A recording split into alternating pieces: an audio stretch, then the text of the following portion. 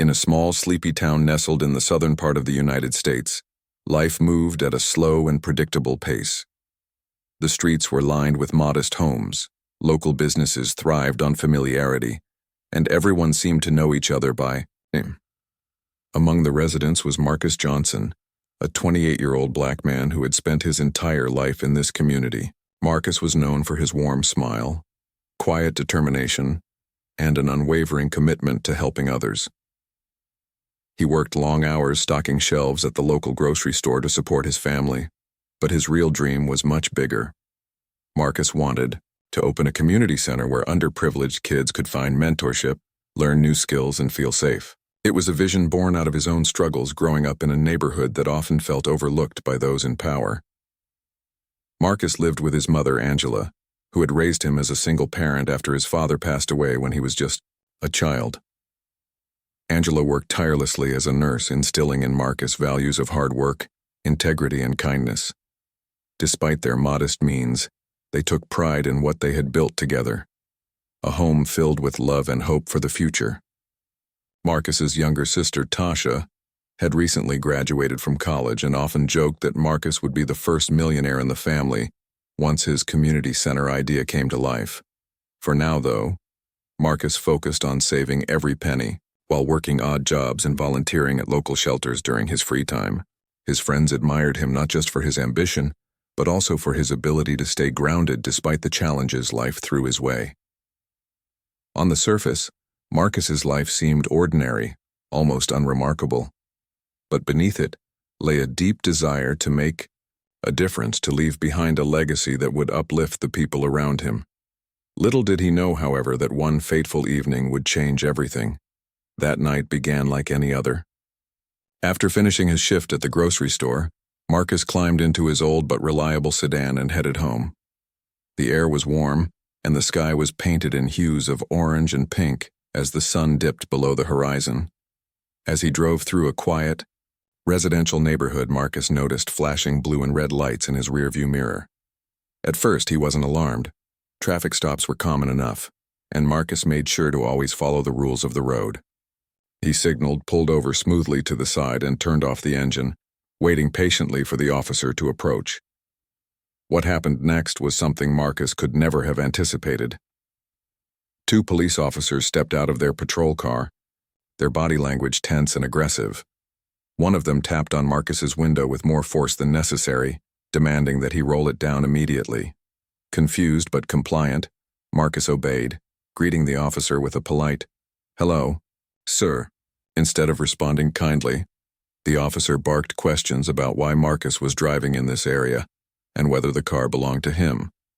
When Marcus calmly explained that he was simply heading home and produced his driver's license and vehicle registration, the tone of the conversation shifted abruptly. The officers accused him of acting suspiciously and claimed they were investigating reports of a stolen car matching his description. Marcus tried to reason with them, explaining that he owned the car outright and even pointing out the personalized license plate he'd purchased years ago, but his words fell on deaf ears.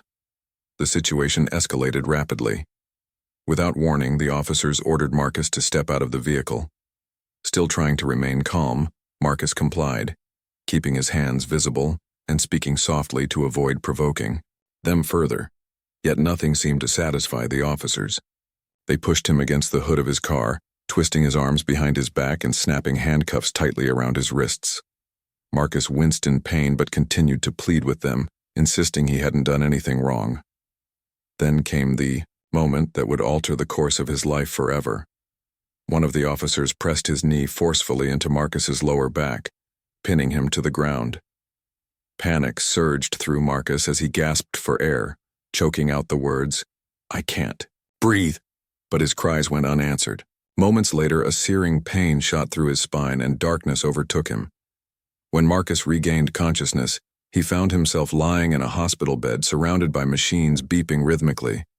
His body felt heavy, unfamiliar. A doctor stood nearby, delivering news that shattered Marcus's world. He was paralyzed from the waist down. The compression on his spine during the arrest had caused irreversible damage, leaving him unable to walk again. Tears streamed down Angela's face as she held her son's hand, struggling to comprehend how such a routine evening could end in tragedy. Outside the hospital, whispers of outrage spread throughout the community. A bystander had captured part of the incident on video, which quickly circulated online. The footage showed the officer's aggression and disregard for Marcus's pleas, sparking anger and disbelief among viewers. For Marcus, the road ahead promised unimaginable challenges, not just physical ones, but emotional scars that would take far longer to heal.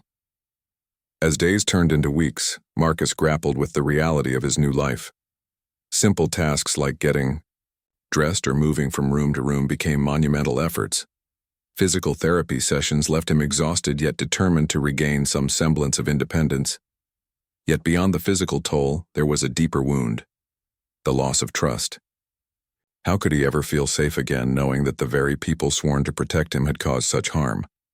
Despite these overwhelming emotions, Marcus refused to let bitterness consume him.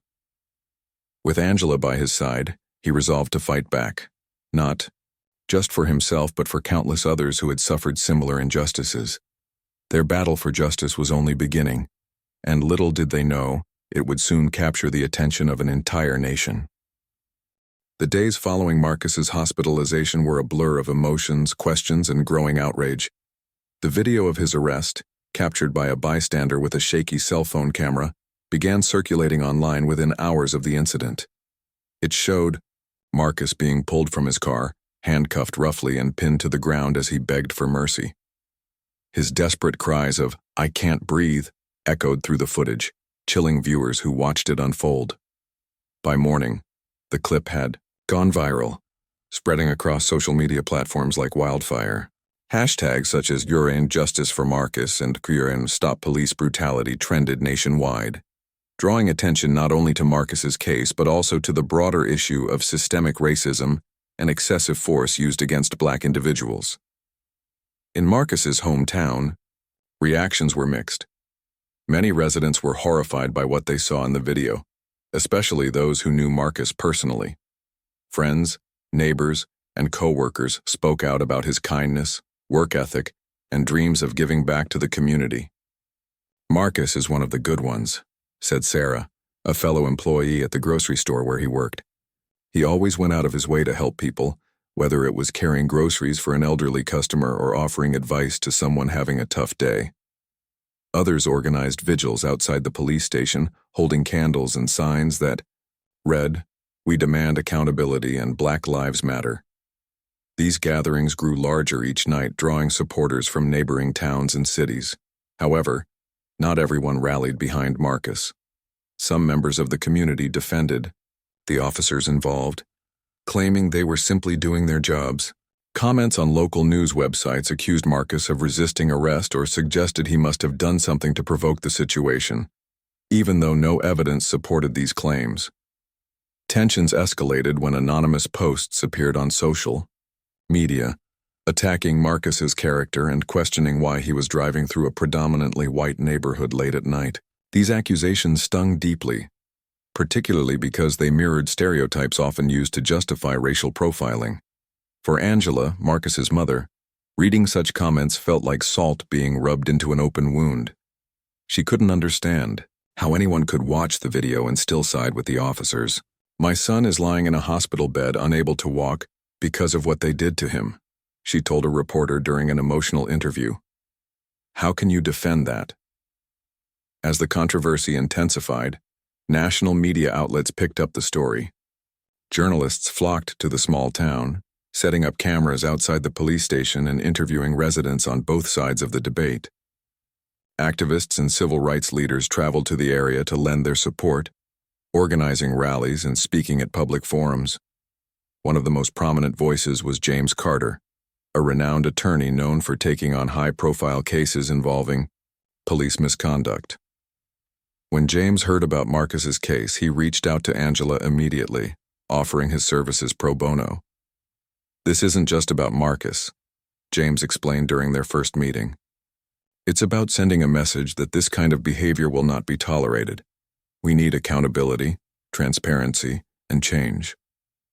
With James leading the charge, Marcus and Angela decided to file a lawsuit against the police department, seeking $100 million in damages.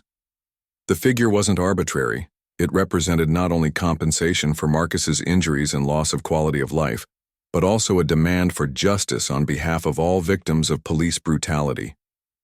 "We're not doing this for revenge," Angela emphasized during a press conference. "We're doing this so that no one else has to go through what my son has endured." The announcement sent shockwaves through the nation, sparking heated debates about the role of law enforcement and the need for reform. Critics argued that the amount was excessive, while supporters countered that it was a necessary step toward holding institutions accountable. Behind the scenes, Marcus struggled to come to terms with his new reality. Adjusting to life in a wheelchair was harder than he'd imagined. Simple tasks like getting dressed or moving around the house required immense effort and patience. Physical therapy sessions left him physically drained, and the emotional toll was even heavier. He often found himself replaying the events of that night in his mind, wondering if there was anything he could have done differently to prevent the outcome. Therapy became a crucial part of his healing process, helping him navigate feelings of anger, fear, and grief. Despite the challenges, Marcus remained determined to stay positive. He leaned on his faith, his family, and the outpouring of support from strangers who had been moved by his story. "I don't want to let bitterness take over," he told James during one of their meetings. "If I can turn this pain into something meaningful, then maybe it won't have been for nothing." Meanwhile, the legal battle began heating up. James and his team poured countless hours into building a strong case, gathering evidence, interviewing witnesses, and consulting experts. They reviewed the police report, which painted a vastly different picture of the events than what the video showed.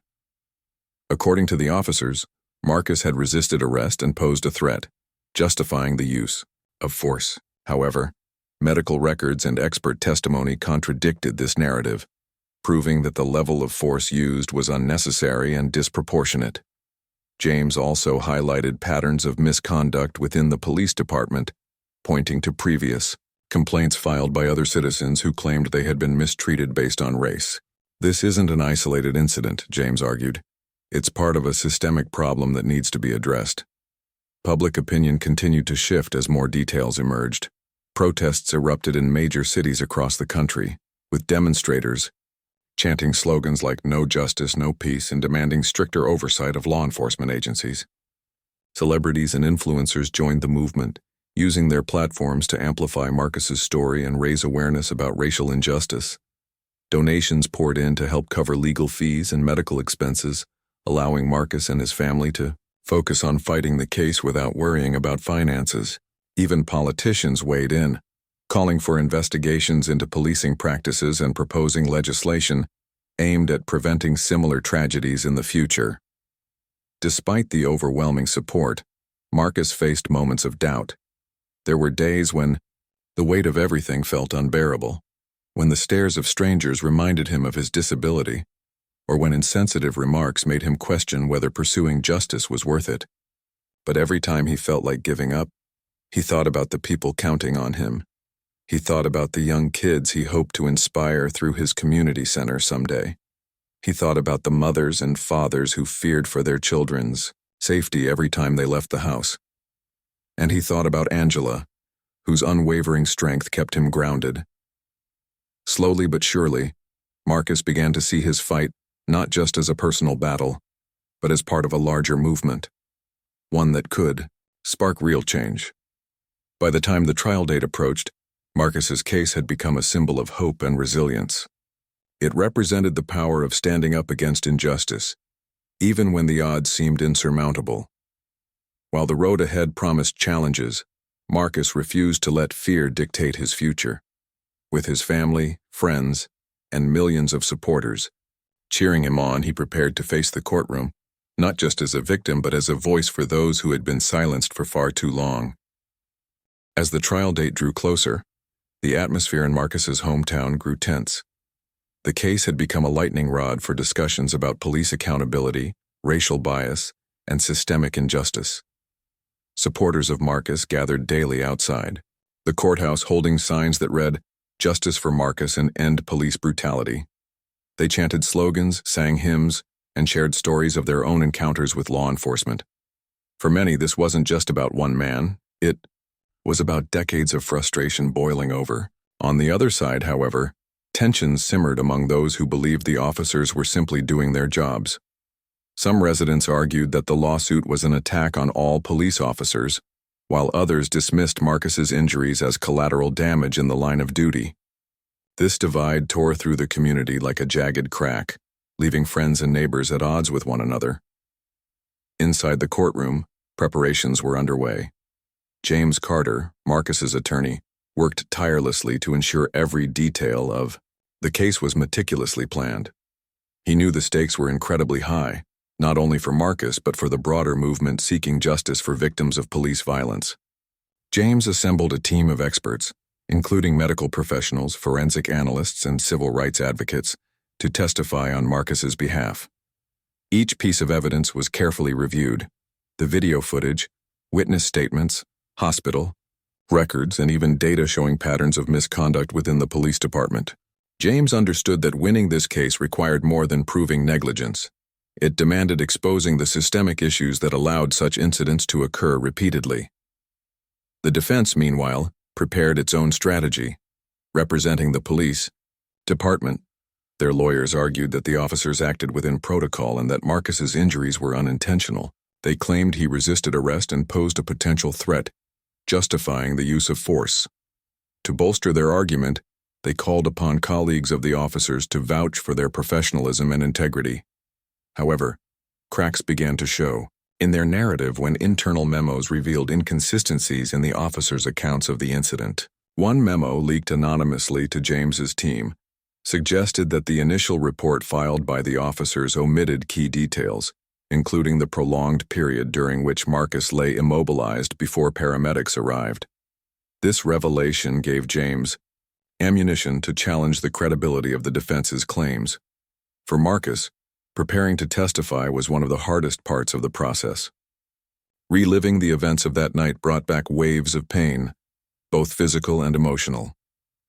During practice sessions with James, Marcus struggled to maintain his composure as he recounted being pulled from his car, handcuffed, and pinned to the ground. His voice trembled as he described the moment he realized he couldn't move his legs. Tears welled up in his eyes when he spoke about the fear and helplessness he felt, knowing there was no escape. Despite these difficulties, Marcus remained resolute. "I have to tell my story," he told James firmly. "If I don't speak up, who will?" Angela, too, played a vital role in the trial preparation. She attended every meeting, offering insights into Marcus's character and sharing memories of his childhood. Her testimony would be crucial in humanizing Marcus beyond the headlines and hashtags. Angela wanted the jury to see her son not as a statistic or a symbol, but as a real person, a kind-hearted young man with dreams and aspirations. She practiced her speech repeatedly, determined to convey the depth of her love and the magnitude of her loss. "They took something from us that can never be replaced," she said during one rehearsal. "But we're here to make sure it doesn't happen to anyone else." As the trial began, the courtroom buzzed with anticipation. Reporters packed the benches, eager to capture every word spoken. Protesters outside held banners aloft, their chants echoing faintly through the windows. Inside, the air was thick with tension as both sides presented their opening arguments. The prosecution painted a harrowing picture of reckless behavior by the officers, emphasizing how their actions had forever altered Marcus's life.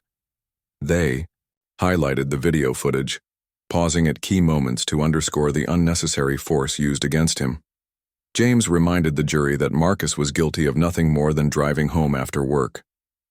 "This is not about resisting arrest," he declared passionately. "This is about accountability, for the choices made that night and for the systems that enable such tragedies to occur." The defense countered by framing the incident as a regrettable but unavoidable consequence of enforcing the law. They urged the jury to consider the split-second decisions officers must make in high-pressure situations. "These men put their lives on the line every day to protect our communities," the lead defense attorney argued. "Should they be punished for doing what they believed was right?" While the statement resonated with some, others found it dismissive of the suffering endured by Marcus and his family.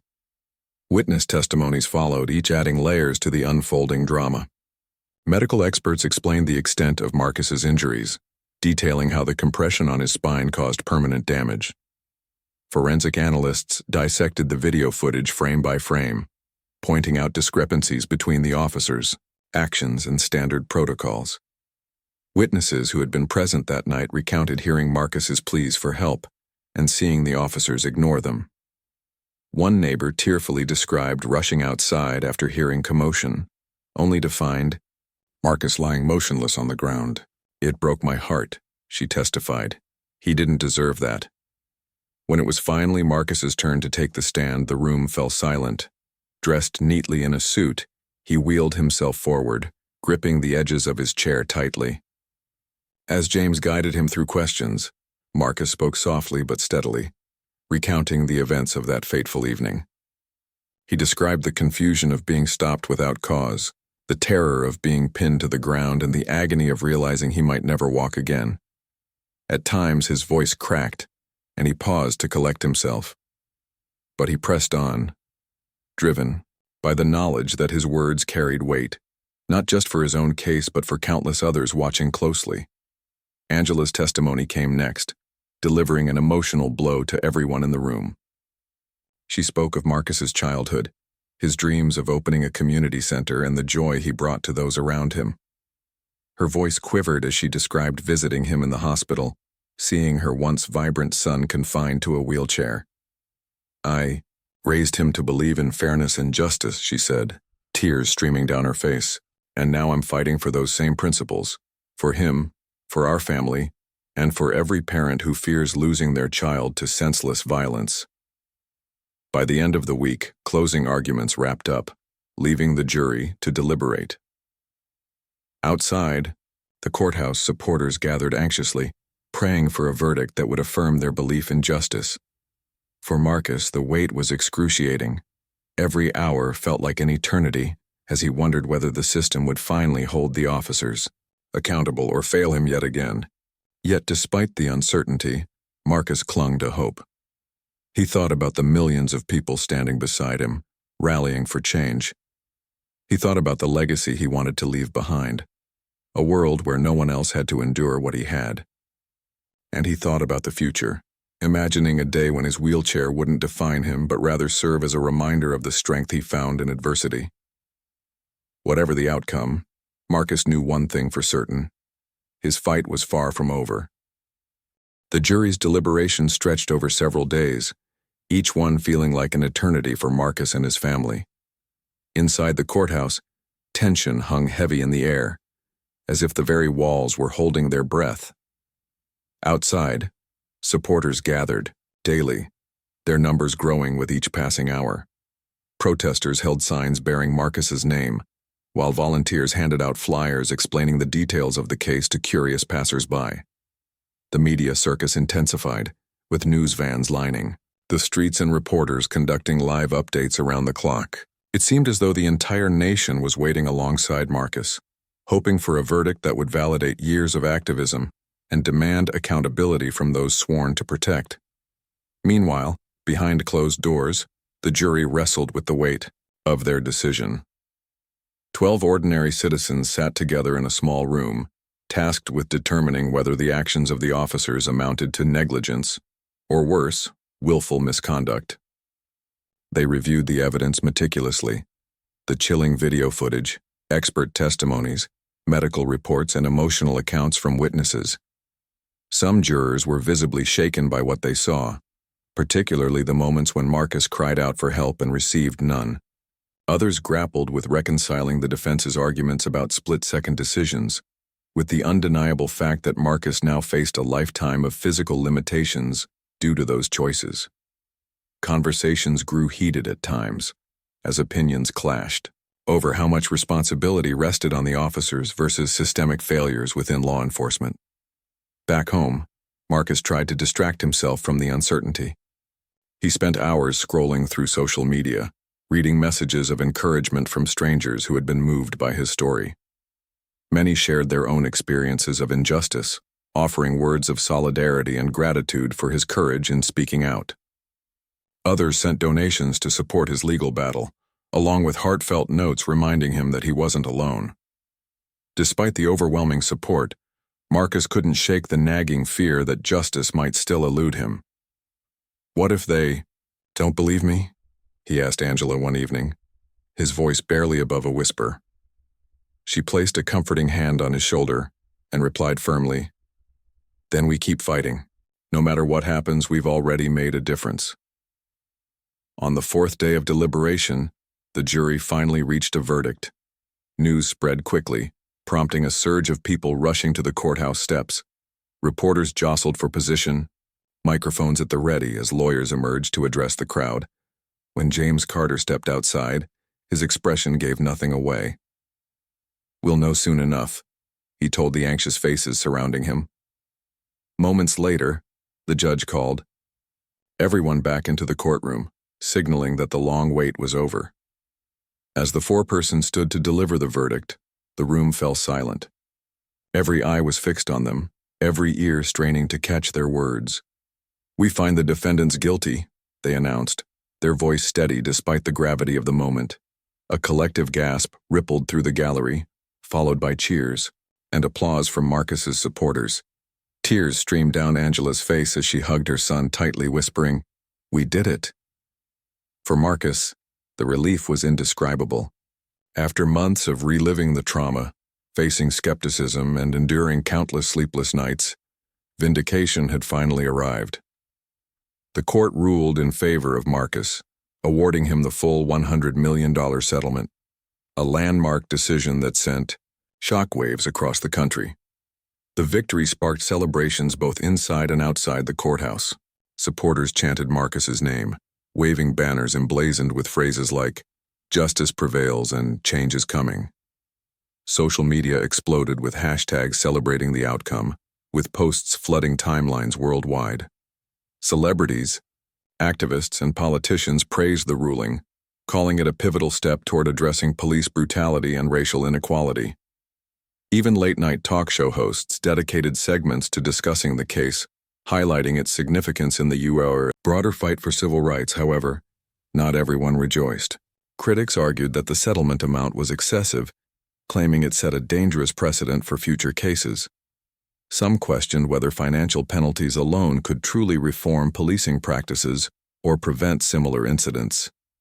Officers, unions issued statements defending the integrity of law enforcement, warning against vilifying all police based on the actions of a few. These reactions underscored the deep divisions that remained within society, even as progress was celebrated. For Marcus, the win represented more than just monetary compensation. It symbolized validation. For so long, he had doubted whether anyone would listen to his story or take his suffering seriously. Now the court's decision affirmed that his voice mattered. Yet he understood that true healing required more than a verdict. The road ahead would still be challenging, filled with physical therapy sessions, adjustments to his new reality, and continued advocacy work. But for the first time in months, Marcus allowed himself to dream again. About opening that community center, mentoring young people, and using his platform to inspire change. In the weeks following the trial, Marcus became a national figurehead for the movement against police brutality. Invitations poured in for interviews, speaking engagements, and panel discussions. He appeared on major television networks, sharing his journey and urging viewers to remain vigilant in the pursuit of justice. His calm demeanor and unwavering optimism resonated with audiences, making him a powerful advocate for reform. During one interview, he reflected on the lessons he'd learned throughout the ordeal. "This experience has taught me that resilience isn't about never falling. It's about getting back up no matter how hard it gets," he said. "And it's shown me that when we stand together, we can create real change." Angela, too, embraced her role as a spokesperson for families affected by police violence. She traveled to cities across the country, participating in rallies and meeting with lawmakers to push for policy changes. Her message was simple, yet profound. No, mother should have to bury her child because of someone else's prejudice or negligence. Together, she and Marcus formed a nonprofit organization aimed at educating communities about civil rights, providing resources for victims of misconduct, and advocating for systemic reforms within law enforcement agencies. Despite the newfound attention, Marcus remained grounded. He continued attending physical therapy, determined to regain as much independence as possible.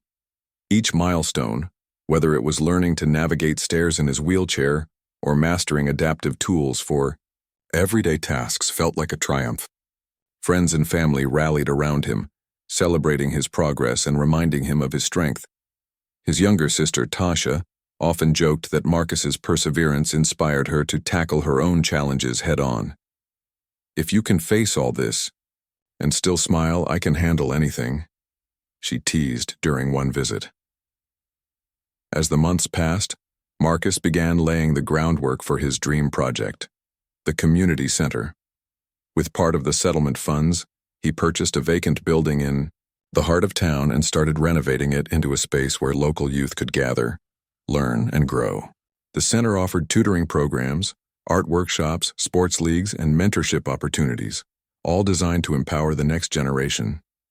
On opening day, hundreds of residents turned out to celebrate, including many who had supported Marcus during the trial. As he addressed the crowd, Marcus choked up, overcome with emotion. "This is bigger than me," he said, gesturing to the bustling activity around him. "It's about giving back to a community that gave me so much strength when I needed it most." Though the scars of that fateful night would always remain, Marcus refused to let bitterness define him. Instead, he chose to channel his pain into purpose, proving that even in the darkest moments, light could emerge. His story served as a testament to the power of resilience, unity, and hope. A reminder that while justice may sometimes feel elusive, it is worth fighting for. And as Marcus looked out at the smiling faces filling his community center, he knew one thing for certain. The fight wasn't just his anymore. It belonged to everyone willing to stand up and demand a better future.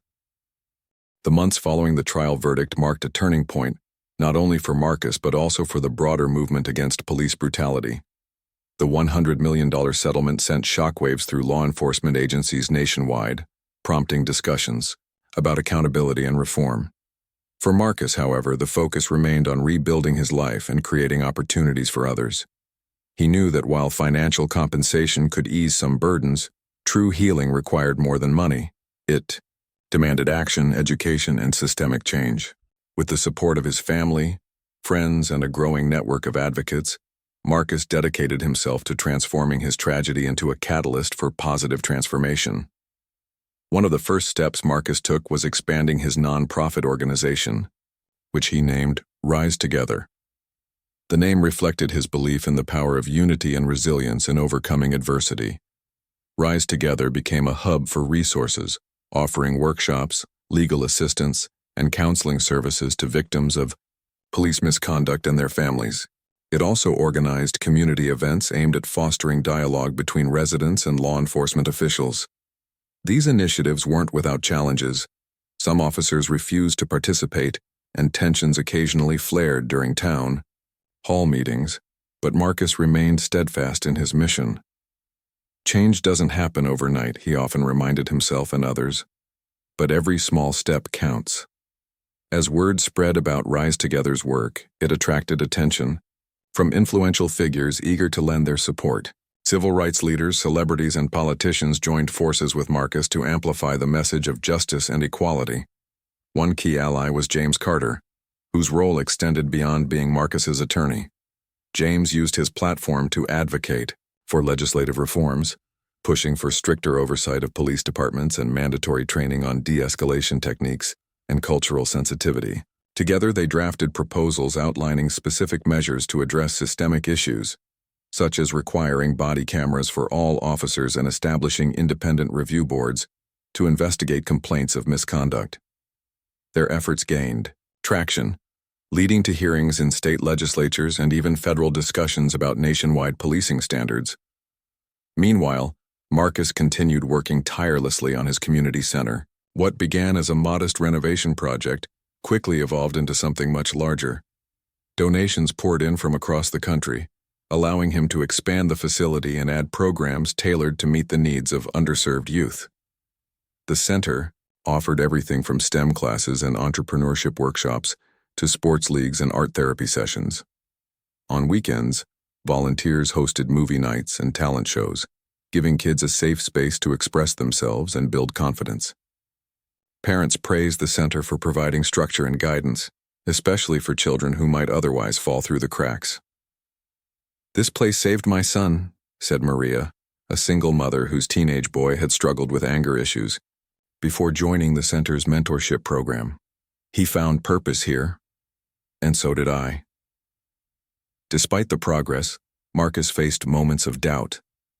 There were days when the weight of his responsibilities felt overwhelming, particularly when dealing with critics or navigating bureaucratic hurdles. Some accused him of profiting off his ordeal, despite the fact that most of the settlement funds were reinvested into Rise Together and the community center.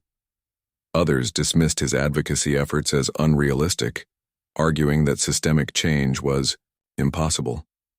At times, these criticisms made Marcus question whether he was doing enough, or if anything he achieved would truly make a lasting impact. But then he'd think about the faces of the young people filling the center's halls, their laughter echoing through the rooms, and he'd remember why he started this journey in the first place. Angela played an indispensable role in keeping Marcus grounded during these challenging times. She traveled alongside him to speaking engagements, sharing her perspective as a mother who had fought fiercely for her son's dignity. Her speeches resonated deeply with audiences, particularly other parents who feared for their children's safety. "I don't want anyone else to feel the way I did that night," she told a packed auditorium during one event. "We have to protect our kids, not just from harm but from losing hope." Angela's words struck a chord, inspiring many to join the cause and take action in their own communities. As Marcus's influence grew, so did the scope of his ambitions. He began collaborating with organizations across the country to develop a national database tracking incidents of police misconduct. Modeled after similar systems used in other industries, the database aimed to provide transparency and accountability by documenting patterns of behavior among officers. If an officer received multiple complaints or was involved in repeated use of force cases, the information would be accessible to the public and reviewed by oversight committees. While implementing the database proved difficult, facing resistance from unions and privacy concerns, it represented a bold step toward ensuring that bad actors couldn't simply transfer to new departments after causing harm elsewhere. In addition to his advocacy work, Marcus focused on personal growth. Physical therapy remained a central part of his routine, helping him adapt to life in a wheelchair while regaining strength and mobility. Each milestone, whether it was learning to navigate uneven terrain or mastering adaptive tools for cooking and writing, felt like a victory. Friends and family celebrated these achievements, reminding him how far he'd come since that fateful night. His younger sister Tasha often joked that Marcus's determination inspired her to pursue her own goals, including applying to graduate school. "If you can face all this and still dream big, I can do anything," she said during one visit. Their bond deepened as they supported each other through life's challenges, finding strength in shared experiences. By the end of the year, Marcus's story had reached international audiences. Documentaries chronicling his journey aired on streaming platforms, shedding light on the systemic injustices faced by marginalized communities. Schools incorporated his narrative into curriculums, teaching students about resilience, empathy, and the importance of standing up for what's right. Social media campaigns amplified his message, encouraging people to engage in conversations about racial equity and police reform. Even corporations took notice, partnering with Rise Together to fund scholarships and internship programs for underrepresented youth. Through it all, Marcus stayed humble, deflecting praise onto the countless individuals who had supported him along the way. Yet despite the accolades and accomplishments, Marcus never lost sight of the bigger picture. He understood that his fight was far from over, that true justice required dismantling deeply entrenched systems of oppression.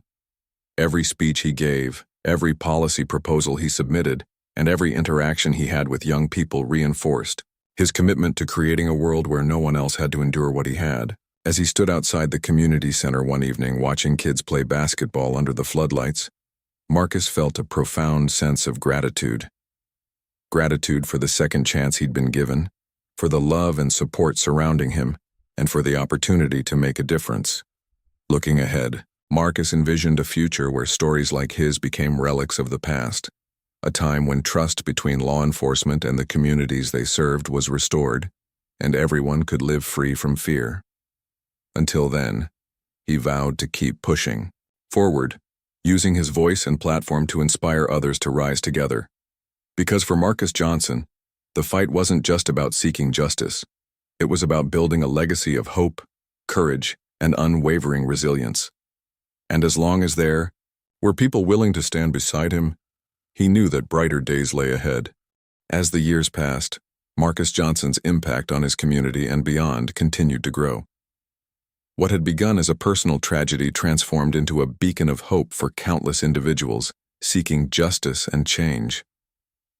The community center he founded, once a modest dream, now stood as a symbol of resilience and empowerment. It wasn't just a building. It was a sanctuary where dreams were nurtured, talents discovered, and lives rebuilt. Every corner buzzed with activity: children practicing basketball drills in the gym, teenagers coding websites in the tech lab, and artists painting murals on the walls. Parents gathered in the lounge area, sharing stories over coffee while attending parenting workshops. For many, the center became more than a place. It was a lifeline. Marcus's nonprofit organization, Rise Together, expanded its reach far beyond the borders of his hometown. With partnerships across multiple states, it provided resources and training programs for communities affected by police misconduct. Its advocacy campaigns pushed for policy changes at both local and national levels, influencing legislation that mandated accountability measures within law enforcement agencies. One of their most significant victories came when Congress passed the Accountability Act, which required all police departments to adopt transparent reporting systems for use of force incidents. This landmark bill was largely inspired by Marcus's efforts to create the National Misconduct Database, a testament to how one person's vision could spark nationwide reform. Despite these achievements, Marcus remained deeply connected to his roots. He often visited the neighborhood where he grew up, checking in on old friends and mentoring young people who reminded him of his younger self. Many of them faced similar struggles: poverty, discrimination, and feelings of invisibility. But Marcus showed them that their circumstances didn't define their futures. "You can turn pain into purpose," he told a group of high school students during one of his talks. "I'm living proof of that." His message resonated not only because of his words, but also because of the authenticity behind them. Here was a man who had endured unimaginable hardship, yet refused to let bitterness consume him. Instead, he channeled his energy into creating opportunities for others. Angela, too, found fulfillment in her role as an advocate. She traveled extensively, speaking at conferences and universities about the importance of systemic reform and grassroots activism. Her speeches often began with the same line, "Justice isn't something you wait for, it's something you build." Audiences listened intently, moved by her passion and determination. Together, mother and son became a formidable duo, inspiring generations to believe in the possibility of change. Even Tasha joined the movement, using her graduate studies in R&R, social work, to develop mental health initiatives tailored to underserved populations. The entire family worked tirelessly, united by a shared mission to uplift those around them. The ripple effects of Marcus's journey extended far beyond what anyone could have imagined. Schools named scholarships after him, honoring students who demonstrated leadership and perseverance in the face of adversity. Artists created murals depicting his story, turning public spaces into galleries of inspiration. Social media campaigns encouraged people to share acts of kindness or moments of courage under the hashtag #TheRiseWithMarcus. These gestures might have seemed small individually, but collectively, they formed a wave of positivity that swept through communities worldwide. Yet Marcus never forgot the scars of that fateful night: the physical pain, the emotional trauma, and the lingering distrust of authority figures. Some days were harder than others, especially when memories resurfaced unexpectedly. But instead of letting those moments weigh him down, he leaned on therapy, faith, and the unwavering support of loved ones. He also drew strength from the progress he witnessed daily, whether it was seeing a young girl proudly present her science project at the community center, or hearing about a police department adopting new training protocols. Each milestone reminded him why the fight mattered. One of the most profound moments came 3 years after the trial verdict. Marcus received an invitation to speak at the United Nations during a global summit on human rights. Standing on stage before world leaders, activists, and survivors of injustice, he delivered a speech that left the audience in tears. "Pain is universal," he began, his voice steady despite the weight of emotion. "But so is hope. When we choose to rise above our suffering, to demand better for ourselves and for others, we ignite a chain reaction of change. Today, I stand here not as a victim but as a builder of bridges, a believer in second chances and a fighter for justice." His words earned a standing ovation, cementing his status as a global icon for resilience and reform. Back home, life carried on, with a renewed sense of purpose. The community center thrived, attracting visitors from neighboring towns and even international delegations eager to learn from its model. Local businesses partnered with Rise Together to offer internships and job training programs, further strengthening the economy. Young entrepreneurs launched startups, crediting the center's mentorship programs for giving them the tools and confidence to succeed. Even skeptics who had initially doubted Marcus's intentions warmed to his cause, recognizing the tangible benefits his work brought to the community. For Marcus, the greatest reward wasn't fame or recognition. It was the relationships he built along the way. He cherished late-night conversations with Angela, brainstorming ideas for new projects. He treasured laughter-filled dinners with Tasha, marveling at how much she'd grown. And he adored spending time with the kids at the center, watching them discover their potential and chase their dreams. Each interaction reinforced his belief that true success lay in empowering others. As the decade drew to a close, Marcus reflected on how far he'd come since that summer night when everything changed. From a broken body lying in a hospital bed to a leader inspiring millions, his transformation was nothing short of extraordinary. Yet, he knew the fight was far from over. Systemic injustices still existed, racial biases persisted, and countless individuals continued to suffer silently. But Marcus also knew this. Every step forward mattered. Every voice raised, every policy challenged, and every act of kindness contributed to a brighter future. On New Year's Eve, Marcus gathered with his family and close friends at the community center for a celebration. As fireworks lit up the sky outside, he addressed the crowd, his heart full of gratitude. "We've come a long way together," he said, raising a glass. "But our journey doesn't end here. Tomorrow brings new challenges and new opportunities to make a difference. Let's keep rising together." Cheers erupted, echoing through the room as everyone clinked glasses and embraced. In that moment, surrounded by love and hope, Marcus felt a profound sense of peace. He had turned his pain into purpose, his tragedy into triumph. Though the road ahead promised obstacles, he faced it with unwavering resolve. Because Marcus Johnson understood something powerful. Real change begins when we refuse to stay silent, when we choose to stand up, and when we dare to dream of a better world, not just for ourselves but for everyone.